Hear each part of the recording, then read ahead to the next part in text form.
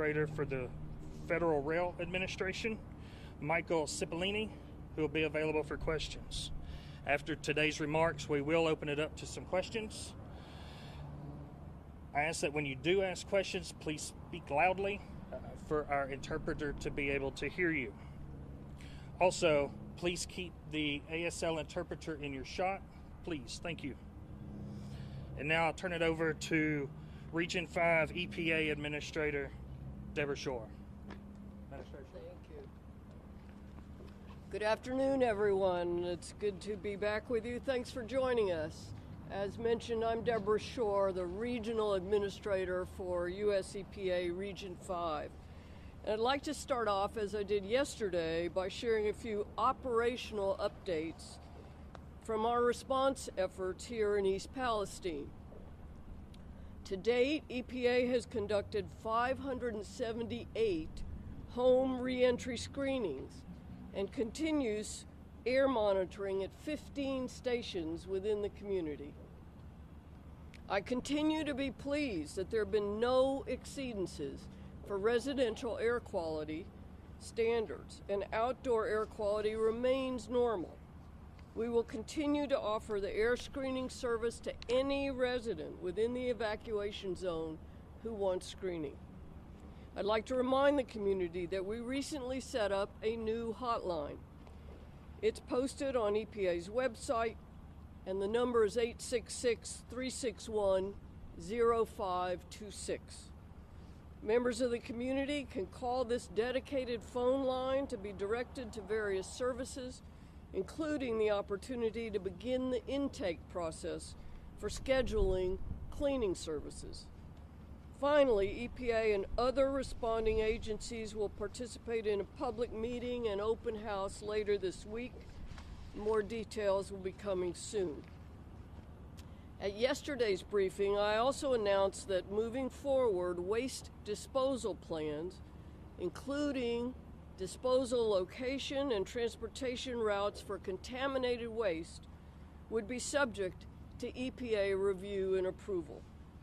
Today, I'm pleased to announce that we have identified EPA-certified facilities that will be able to accept at least some of these wastes, meaning that the railroad will be able to restart shipments tomorrow. As we work to identify additional options, some of the liquid wastes will be sent to a facility in Vickery, Ohio, where it will be disposed of in an underground injection well. Tomorrow morning, Norfolk Southern will also begin shipping solid waste to the Heritage Incinerator in East Liverpool, Ohio. We are continuing to work with the railroad and our state partners to identify other solid waste disposal locations. All of this is great news for the people of East Palestine and the surrounding community, because it means the cleanup can continue at a rapid pace. As I said yesterday, we owe it to East Palestine and residents nearby to move waste out of the community as quickly as possible, and that's exactly what we're working to do. At EPA, we have decades of experience dealing with hazardous waste, both from cleaning up contaminated sites to regulating the landfills where it's disposed of. And we know it's far better to have it safely stored in a properly constructed and monitored disposal facility than remain here any longer than necessary. Every aspect of hazardous waste transportation and disposal is closely regulated and overseen by federal, state, and local governments. And let me go into a little more detail about the protections we have in place to keep people safe. From the moment trucks and rail cars are loaded until the waste is safely disposed of. Both EPA and the Department of Transportation have regulations that govern the transport of waste from the East Palestine site. Additionally, Norfolk Southern must comply with all federal, state, and local requirements related to transportation.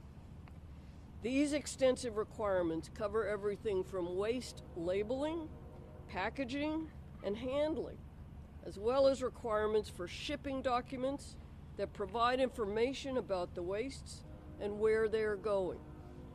The facilities that will receive wastes from East Palestine, from the cleanup here, have been evaluated by EPA and found to be acceptable to take the wastes. EPA is continuing to evaluate options for safe and proper disposal facilities with the capacity sufficient to handle the needs of this cleanup. We'll provide more information as it becomes available. And finally, EPA will work with our local, state, and federal partners to use our long-standing experience and expertise in these matters to ensure health and safety, to support the East Palestine community, and to hold Norfolk Southern accountable. Thank you. Good afternoon. I'm Ann Vogel. I'm the director of the Ohio EPA. I'm pleased to report that the cleanup on the site of the derailment continues to go smoothly. All of the cars, all the rail cars except for the NTSB held cars, have been removed from the site. This is so critically important to moving on to next steps. We can now excavate additional contaminated soil and begin installing monitoring wells. These are monitoring wells at the site of the derailment, which will tell us whether there's contamination to groundwater. So this is critically important to the mission of the Ohio EPA to ensure the health of the residents of East Palestine and the environment here. And so if I may divert, since it's Sunday, just a tad, it's a real privilege for me to represent the governor here in East Palestine and the lieutenant governor, but I also represent 1,000 people that work for the Ohio EPA across the state of Ohio, all of whom are dedicated public servants working really hard to make sure that East Palestine is restored. This is job number one for us right now. It's all hands on deck.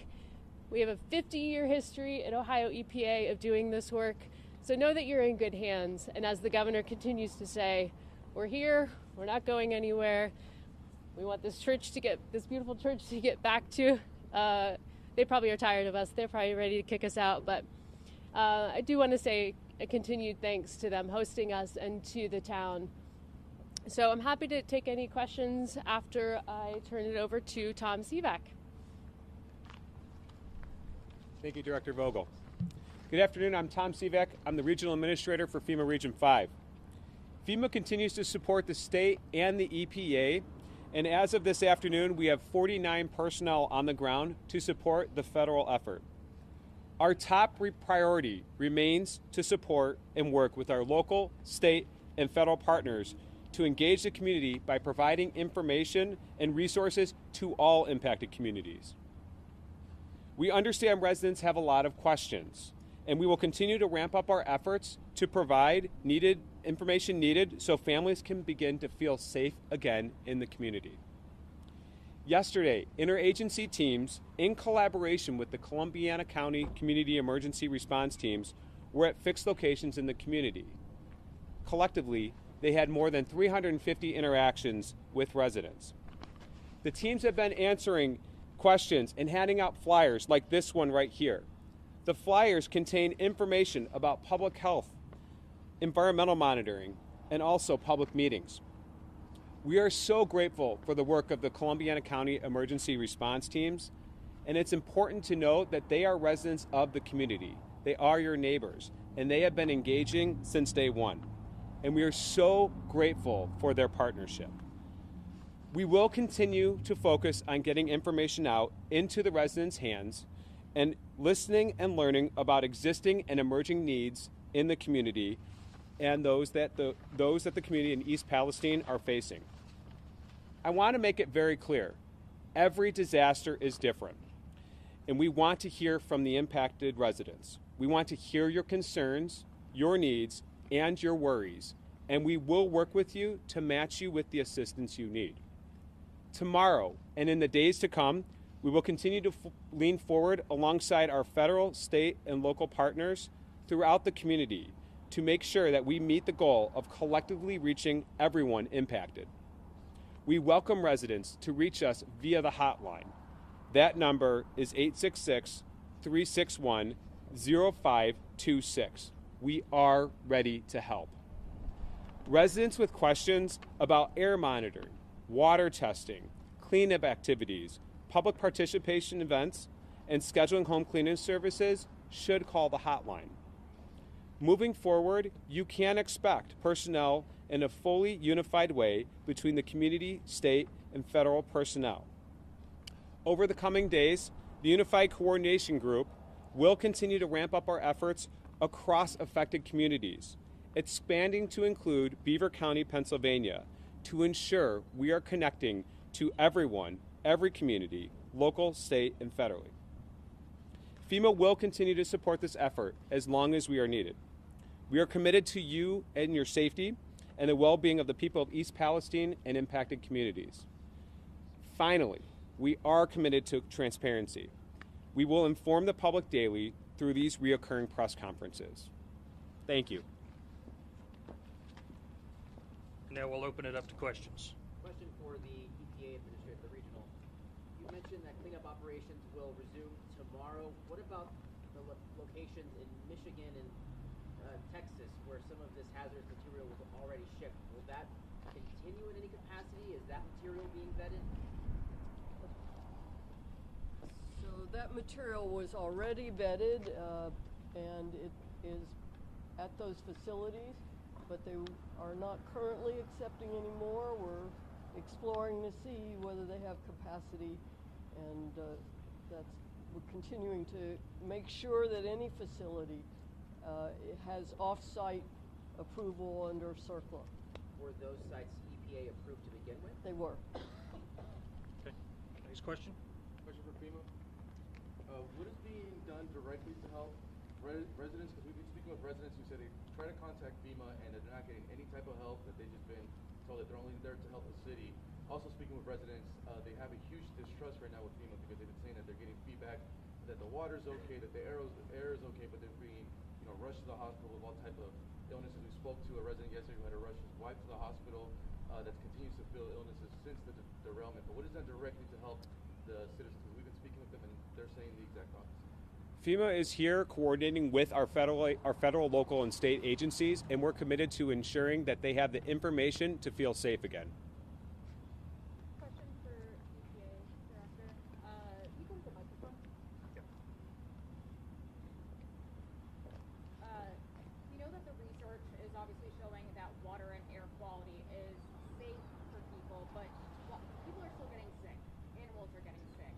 Why is that the case? Could it be that they're getting sick from something you're not testing? And if so, can you explain?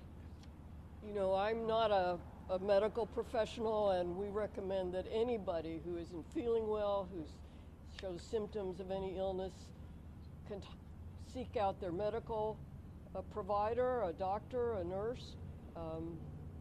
Talk to the folks at the clinic that's been opened up here in the house. I can't answer why they're getting But sick. you're familiar with the chemicals that were in the train. Could it be that there was a chemical that you're not testing for right now that could actually be the reason why these people are getting sick? Is that possible? I can't answer that. We've been testing for the most toxic chemicals that we knew of on the train, and we have seen no exceedances inside the homes or in the local air. What about dioxins? We're not currently testing for dioxins. We're considering it. Dioxins are ubiquitous in the environment. They were here before the accident. They will be here after. And we don't have baseline information from this area to do a proper test, but we are talking to our toxicologists and looking into it. Could those dioxins though be causing people? I can't answer that. I'm not a toxicologist or a medical professional. Next question. Okay. Actually, I have a question for the Ohio EPA. This sort of follows up to a question that was asked of you yesterday as far as the data that was provided to the state. Was Norfolk Southern the only contractor providing the state with air and water quality results before you guys gave the all clear to residents? No. Village Water had their own VOC samples. You had other state contractors testing water and air samples before giving the all-clear to residents. The county and the village had both tested the water. Yes. And those results showed that it was clear. Yes, sir. I do have one more question. The 5 truckloads of soil and the 102,000 gallons of firefighter water that ended up getting returned here to East Palestine, what's the status of that?